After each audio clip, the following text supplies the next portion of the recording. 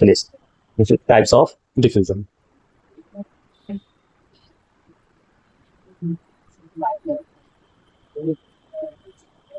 दो टाइप से है sir. First is simple diffusion, simple diffusion, and second is facilitated diffusion.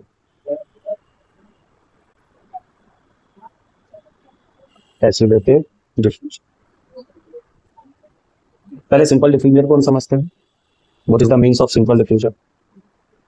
ये हमेशा की तरह आपके साथ सेल मेम्ब्रेन या प्लाज्मा में, क्या बोला, सेल मेम्ब्रेन और प्लाज्मा मेम्ब्रेन। अगर आप इसके आउटसाइड देखोगे तो यहाँ पे ये जो कंसंट्रेशन है वो हाई है। हाई को मैं बोल सकता हूँ HC, हाई कंसंट्रेशन। अंदर की तरफ लो है, तो जो मूवमेंट होगी वो क्या होगी, high concentration to low concentration.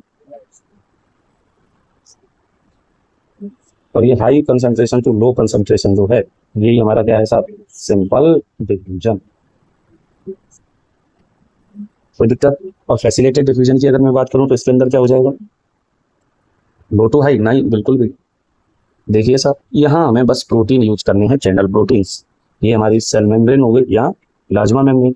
बाहर की तरफ अब भी कॉन्सेंट्रेशन क्या है, हाई है, इसे मैं बोलूंगा HC। अंदर की तरफ कंसंट्रेशन कम हो, ठीक है। लेकिन अब जो मॉलिक्यूल हैं वो आपके किससे जाएंगे साहब, प्रोटीन के थ्रू ट्रांसपोर्ट होंगे।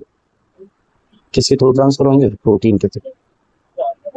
तो जब मॉलिक्यूल्स के transfer of molecules across cell membrane और plasma membrane with the help of proteins, तो ये क्या कहलाता है साहब, फैसिलिटेटेड डिफ्यूजन। ये LC यानी कि लो कंसंट्रेशन, ये HC यानी कि हाई कंसंट्रेशन।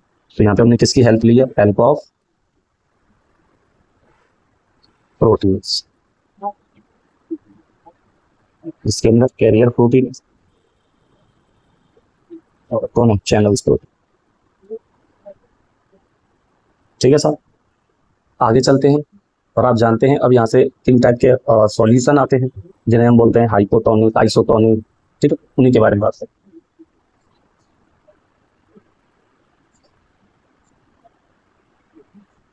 सॉल्यूशन में तो बात कर रहा हूँ सर,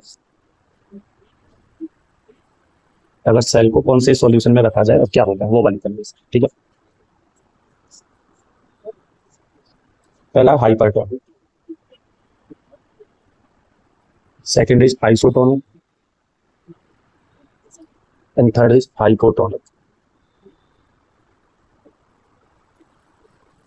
चलिए, हाइपरटोनिक में क्या है sir, higher solute outside.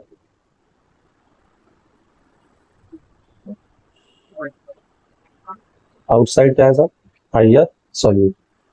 Isotonic में इक्वल है, outside as well as inside. और हाइपोटोनिक में हायर सॉल्यूट, इनसाइड। अब आप समझते ही हैं, जहां सॉल्यूट ज्यादा होता है वहां कंसंट्रेशन ज्यादा होती है, जहां सॉल्यूट ज्यादा वहां कंसंट्रेशन ज्यादा, और जहां सॉल्यूट कम वहां वाटर कंसंट्रेशन ज्यादा। क्लियर? चलिए, हायर सॉल्यूट आउटसाइड है, इज दैट मींस वाटर जो है वो इनसाइड ज्यादा, हाई वाटर इनसाइड, क्योंकि वाटर जो है वो सॉल्वेंट है। तो जब सॉल्वेंट ज्यादा होता है, सॉल्यूट कम है, तो वो कंसंट्रेशन हाई होती है, लो होती है, तो लो कंसंट्रेशन। अब आप देखिए, हायर सॉल्यूट आउटसाइड है और हायर वाटर इनसाइड है। आइसोटोनिक में इक्वल होएगा सर, इक्वल वाटर। और यहाँ पे अगर मैं बात करूं तो क्या हो जाएगा, हायर वाटर आउटसाइड। आउटसाइड क्या हो जाएगा, हाई वाटर हो जाएगा। एट द एंड अगर हम बात करें थोड़ा सा, तो यहाँ पे क्या होगा साहब, water moves to out, water moves out, यानी कि पानी कहाँ आएगा, बाहर आएगा। यहाँ कोई भी मूवमेंट आपको देखने को नहीं मिलेगी, और अगर देखने को भी मिलेगी तो न्यूट्रल। और इस केस में, हाइपोटोनिक केस में, वाटर जो है मूव्स इन। और जब किसी सेल के अंदर से पानी बाहर आएगा तो सेल क्या कर जाएगी साहब, श्रिंक कर जाएगी, सिकुड़ जाएगी, यहाँ कोई इफेक्ट नहीं आएगा। और यहाँ पे सेल के अंदर पानी जाएगा, और सेल के अंदर पानी जाएगा तो सेल स्वेल करेगा, मोटी हो जाएगी।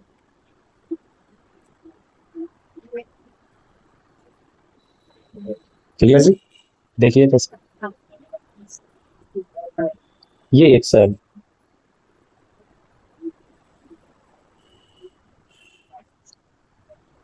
ये इसका न्यूक्लियस हो गया, और ये इसका साइटोप्लाज्म। और बाहर जो है वो सॉल्यूट है, बाहर कौन है? सॉल्यूट। हम बात कर चुके हैं सॉल्यूट जा,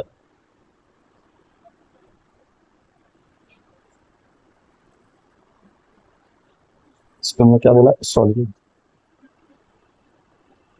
आउटसाइड सॉल्यूट क्या है? तो अंदर जो वाटर है बाहर आएगा कि नहीं आएगा?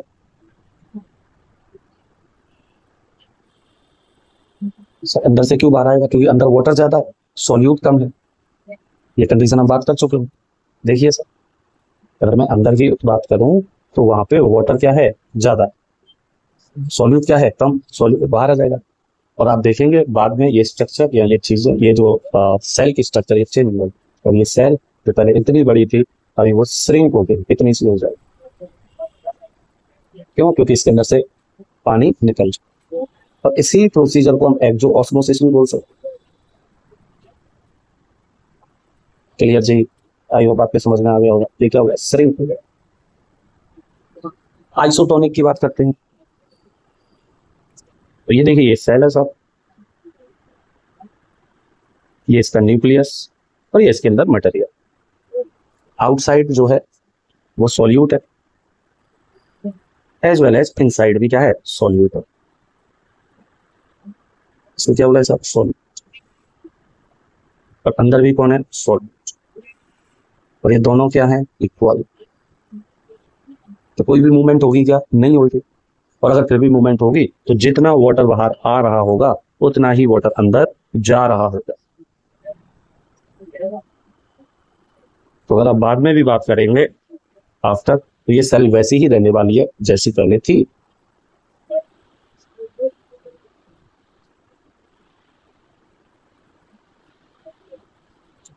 बोलो, वैसी ही है लगभग।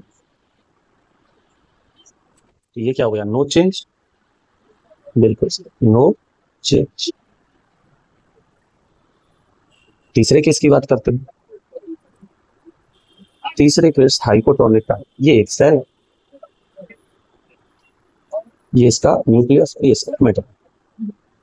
अब बाहर जो है वो सॉल्यूट कम है,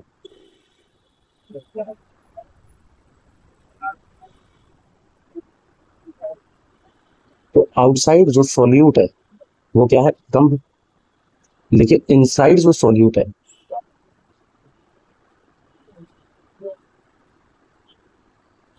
वो ज्यादा है। और वाटर के रेफरेंस में बात करोगे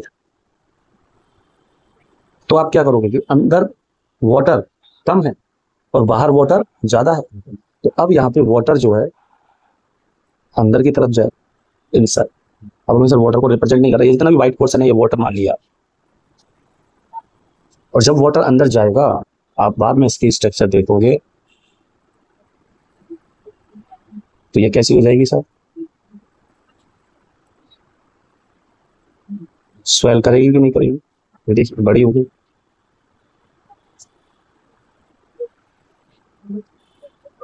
ये सॉल्यूट आ गया, और एज वेल एज यहाँ पे कौन आ गया? वाटर ज्यादा आ गया, वर्षा हो गया। पहले बाहर वाटर ज्यादा था, और धीरे अगर और भी ज्यादा अंदर आता रहेगा तो ये क्या कर सकती है साहब? बस्ट भी कर सकती है। क्योंकि यहाँ पे सेल क्या हो सकती है साहब? बस्ट भी हो सकती है।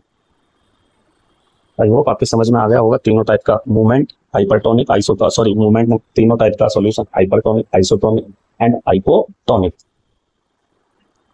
आगे चलें सर, अब हम फंक्शन के देख लेते हैं, क्या फंक्शन ये जो मूवमेंट हो रही है सब्सटेंस की, फंक्शन की बात। तो जो आप फंक्शन की बात करेंगे पहला क्या आएगा sir? Provide maintain the shape of cell.